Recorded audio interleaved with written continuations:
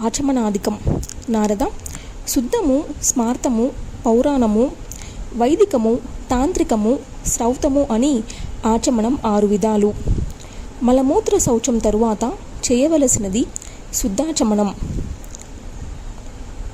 ఆచాంతంలో స్మార్త, పౌరాణికాచమనాలు, బ్రహ్మయజ్ఞాదుల్లో శ్రౌత వైదికాచమనాలు, అస్త్ర విద్యాది సమయాల్లో తాంత్రికాచమనాలు చేయాలి. ఆచమించిన తరువాత ఓంకార గాయత్రిని జపిస్తూ శిఖను ముడివేసుకోవాలి.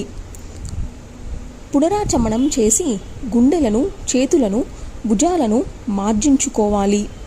తుమ్మడం, ఉమ్మడం, పళ్ళు కుట్టుకోవడం, అసత్యమాడడం, పతితులతో సంభాషించడం ఇలాంటివి చేసినప్పుడు కుడి చెవిని స్పృశించుకోవాలి. అగ్ని, జల, వాయుదేవతలు, సూర్యచంద్రులు, చతుర్వేదాలు బ్రాహ్మణుడి కుడి చెవిలో ఉంటాయి.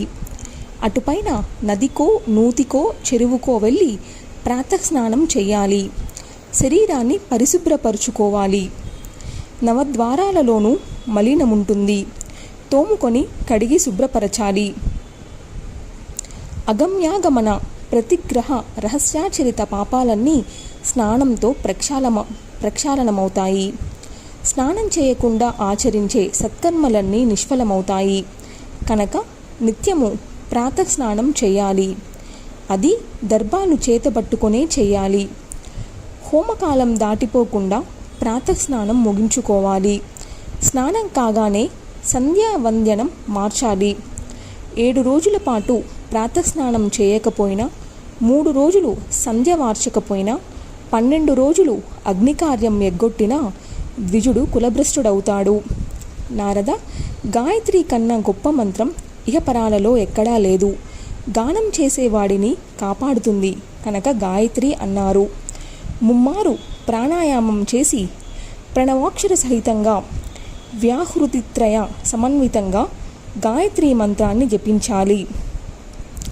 స్వధర్మ నిరుతుడు, శృతి సంపన్నుడు అయిన బ్రాహ్మణుడు వైదిక గాయత్రినే జపించాలి తప్ప లౌకిక మంత్రాన్ని జపించకూడదు. మంత్రజపంతో కలిపి ప్రాణాయామం చేస్తే అది సగర్భమవుతుంది. అమంత్రకంగా జానమాత్రంగా చేస్తే అగర్భమంటారు.